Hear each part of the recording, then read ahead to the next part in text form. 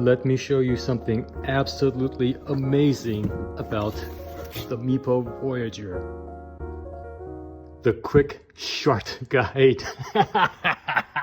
That's disgusting. The Meepo Voyager. Let's see what Aleks has to say about it. But first, let me show you the most awesome power bank I've ever used. The SharkGeek Storm 2 Slim. This is no ordinary power bank. At first glance, you can already tell it's different because of its transparent shell and the colorful display. You can see its circuit board and the four 21700 cells that make up this 20,000 milliamp hour battery. But the display is where it gets really interesting. Right on the home screen, you can see the power in and out in watts, so you know exactly how fast your device is being charged. The maximum output is 30 watts for the USB-A port and 100 watts for the USB-C port. A very nice 100 watt PD cable comes included, but there's more. Press the power button next to the display and you'll see a bunch of info about the battery, the voltage of each individual cell, the total capacity in watt hours, the number of charge cycles, and the battery health as a percentage. We don't even get this kind of info on our $1,000 electric skateboards. Continue pressing the button and you get to customize settings like the temperature unit and the sleep timer for the display. This is by far the most interesting and coolest looking power bank I've ever seen. Use my referral link to learn more and get a discount at checkout. Hey there skaters, it's me, ya boy. The Meepo Voyager uses a pair of 50-degree reverse kingpin trucks that are forged. It has a pair of barrel and cone bushing pairs with a little polyurethane ring in between the bushings. Alright, complaint coming. Complaint coming. There's something I don't like about these trucks. Meepo, you remember how I said that I liked your bushings on the V4S? And I even so proudly proclaimed that Meepo has the best bushings in my opinion. Meepo, in my honest opinion, has the best bushings of any brand.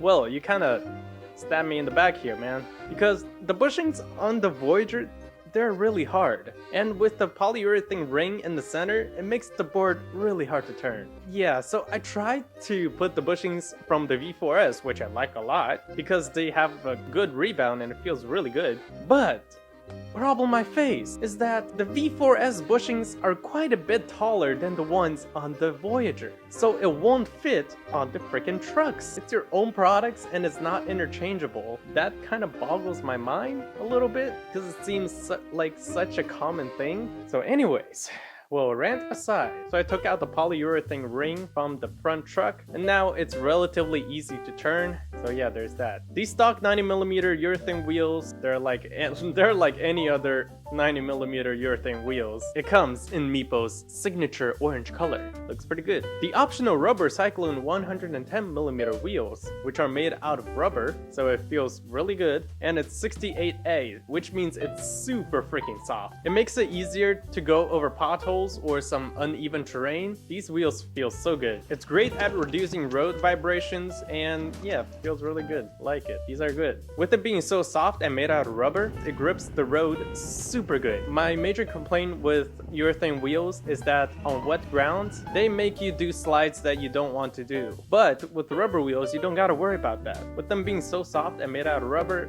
it's really hard to slip on them. Yeah, so like riding on wet grounds is a breeze on it. The Voyager's deck is heavily inspired by a little company from back in the day. I don't know if you guys have heard about it. I think it was called the Boston boards? Yeah, it really looks like it, doesn't it? But there is some differences between Meepo's deck and the Boosted. The Voyager has a bit more concave on its deck, and the deck is also made out of bamboo and fiberglass laminate, so it makes it really flexy as well. But the enclosure is a lot bigger and beefier than, you know, the boosted boards. If you jump on the deck too hard, you're gonna hit the bottom enclosure, and also if you're going down a curb, you're gonna hit the enclosure as well, so you gotta keep in mind of that. And there's a separate battery level indication on the battery side of the enclosure. It's I guess Meepo's way of telling how much battery you have left without turning the board on and turn on the remote. With Meepo, you don't gotta worry about getting crappy batteries because Meepo used the genuine Samsung 40T cells in the Voyager. These are tried and true cells for high discharge and reliability. In the 12S 3P configuration, which we got, it is 518 watt hours, and I got 28km range on it with the Cyclone wheels, and I think it was the 42 tooth pulley. But yeah, and I weighed like 80 something kilograms. Holy shit, I'm fat. With the included 3 amp charger, it can charge the board from flat to full in about 4 hours. So make sure you grab a coffee while it's charging because it's gonna take a while. It's Speaking of charging, can you guys change the battery plug to a DC 2.5 or any other more mainstream plugs so that on group rides, if I forget to bring my charger, I can use somebody else's? Because I don't think anybody else uses this plug type. Meepo Voyager uses 6355 motors that put out 1400 watts each, which means it has a combined constant power of about 2800 watts, with the peak power at an astonishing 5500 watts. That's a lot of watts. Do they actually hit it? I have no idea, and I have no way to test it. ESC, same as other Meepo boards. The Meepo Voyager uses the Lingy FOC ESC. That's a lot of words. It has smooth acceleration and braking, which you come to expect nowadays. And the favorite feature that I like about it is that it locks the motors when you're holding the brake all the way. So for example, if you're on a hill and you want to stop, so yeah, it just locks the motor so you won't slide down the hill slowly. Like, you know, some other ESC that still haven't fixed that problem. But this Lingy ESC on the Voyager does have a little quirk. The throttle response is super fast, so it can be jerky at sometimes, so you gotta be gentle with the knob. Remote.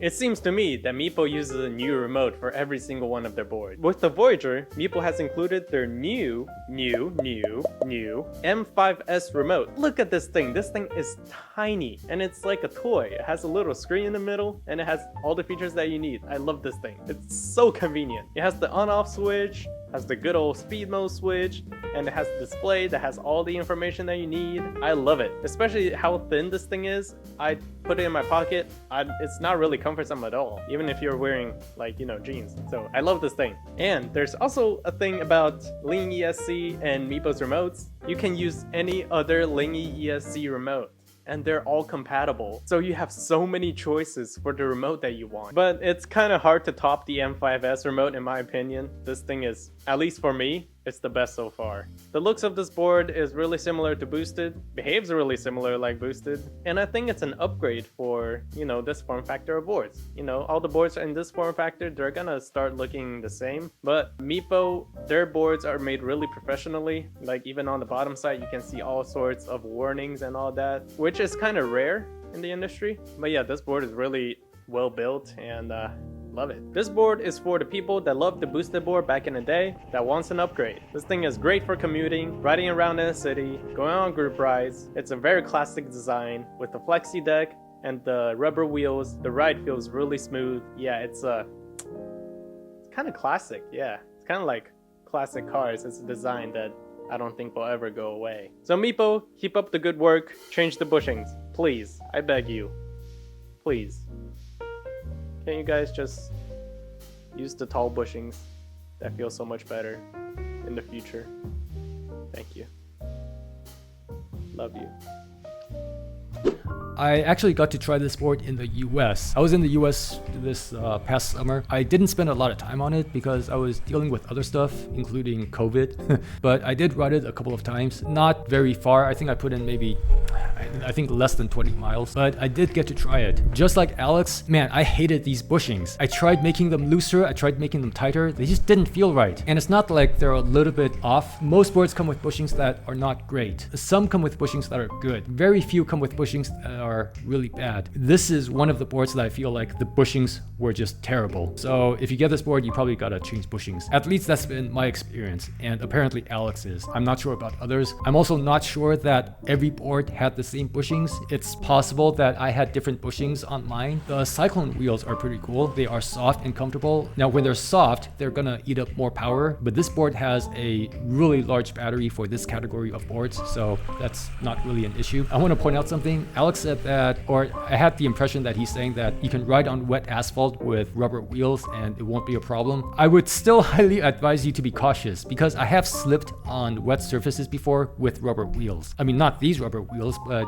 pneumatic tires. You can still slip on wet surfaces. Just be aware of that. But yeah, the Cyclone wheels I think are pretty cool. I think they look great also. When Aleks said that this board looks like another board, I thought he was gonna say the X-Way Flex. I was surprised when he said Boosted. Just look at the battery enclosure and the that battery indicator on the enclosure. It's clearly inspired by the X-Way Flex. But as for the deck shape, the concave is definitely more like Boosted and not very much like the X-Way Flex. The Boosted has a very shallow concave. Like like you can't really feel the edge, and on this board it's kind of like that also. The shallow concave is more comfortable for longer rides. I personally prefer being able to feel the edge of the board, but you know, that's a personal preference thing. Like I said earlier, the battery on this board is huge for this category. This is like 500 something watt hours. It's crazy. Like a year ago, I think 300 something watt hours is considered high for this category for street boards. Now Meepo has pushed it up to around 500 watt hours. All-terrain boards had batteries around 500 watt hours. Now it's on the street board. But it does sacrifice some portability. So this board is about, I think it's about 10 kilograms or something. I did notice that picking up the board by stepping on the tail was noticeably more difficult because the board is so front heavy because of that huge battery. But it's definitely not as heavy as all-terrain boards. All-terrain boards are like 14, 15, 16 kilograms. The LYFOC, I felt like it was too jerky in modes 3 and 4, the acceleration. And it's not because it's so powerful.